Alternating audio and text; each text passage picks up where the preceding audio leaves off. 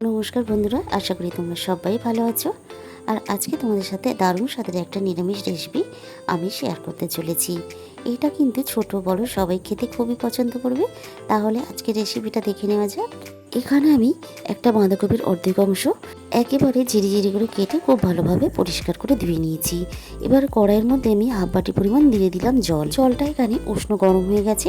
এবার জলের মধ্যে আমি বাঁধাকপিগুলো এইভাবে দিয়ে একটু ভাপিয়ে নেব। এতে বাঁধাকপির যে নিজস্ব গন্ধটা থাকে সেটা চলে যাবে আর খেতেও খুব ভালো হবে। জল ঝরানো বাঁধাকপিগুলো আমি একটা বাটির মধ্যে নিয়ে নিয়েছি। প্রথমে আমি দিয়ে দিলাম স্বাদ মতো লবণ, হাফ চামচ পরিমাণ হলুদ গুঁড়ো, হাফ চামচ পরিমাণ জিরের গুঁড়ো আর হাফ চামচ পরিমাণ ধনে গুঁড়ো। এরপরে আমি এখানে দিয়ে দেব স্বাদ মতন চিনি। চিনিটা দিলে এটা খেতে খুব ভালো হয় যেহেতু নিরামিষ। এরপরে আমি বেশ খানিকটা ধনেপাতা কুচি দিয়ে দিলাম। আর এখানে আমি দিয়ে দেবো 100 গ্রাম পনির এইভাবে গ্রেট করে। তোমরা কিন্তু এখানে পনিরের পরিবর্তে ভাজা বাদাম বা ছানাও দিতে পারো। পনিরটা এখানে গ্রেট করে দিয়ে দেওয়ার পরে আমি এখানে বড় চামচে 2 চামচ পরিমাণ বেসন আমি এখানে দিয়ে দিলাম। এবারে হাত দিয়ে আমি একটু মেখে নেব।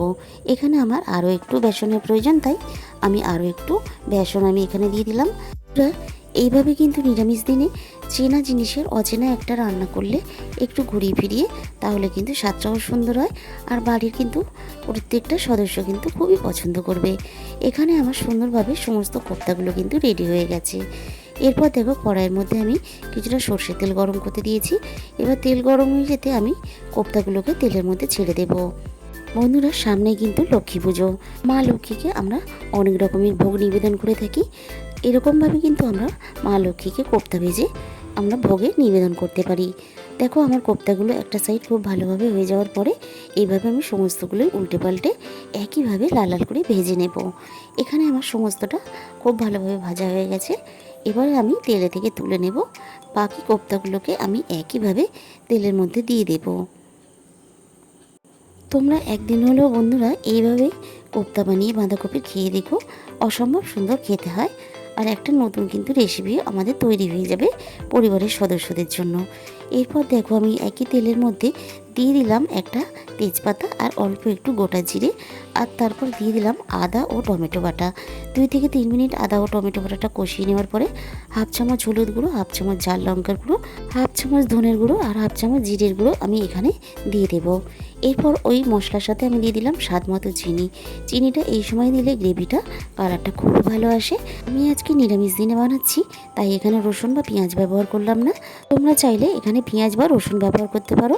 আমি এখানে দিয়ে দিলাম মিক্সির বাটি ধোয়া জল, আর তার সাথে আরও একটু এক্সট্রা 1 বাটির মতো জল। এবার দিয়ে দিলাম স্বাদ মতো লবণ। ঝোলটা যখন এইভাবে ফুটে উঠবে তখন এখানে কোপ্তাগুলো দিয়ে দিতে হবে। কোপ্তাগুলো খুব ভালোভাবে ঝোলের সাথে মিশিয়ে মিনিট 5 আমি এখানে ফুটিয়ে নেব। এর থেকে বেশি ফোটাবো না, তাহলে কোপ্তাগুলো নরম হয়ে ভেঙে যেতে পারে। এরপর আমি দিয়ে দিলাম ধনেপাতা কুচি। ধনেপাতা কুচিগুলো আমি এইভাবে মিশিয়ে দেবো সমস্ত কিছুর সাথে। ধনেপাতা কুচি দেওয়ার পরে মিনিট খানেক আমি ফুটিয়ে এখানে গ্যাসটা আমি অফ করে দিলাম। এরপর আমি এখানে সবশেষে দিয়ে দেবো গরম মশলার গুঁড়ো। গরম মশলা গুঁড়োটা সব কিছুর সাথে খুব ভালোভাবে মিশিয়ে আমি মিনিট 5 জন্য ঢাকা দিয়ে দেবো।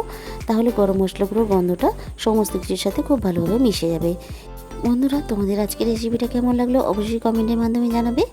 আর যে সমস্ত বন্ধুরা আমার চ্যানেলে নতুন এসেছে, তোমাদের যদি ভালো লেগে থাকে অবশ্যই আমার চ্যানেলটিকে সাবস্ক্রাইব করে পাশে থাকার অনুরোধ রইল।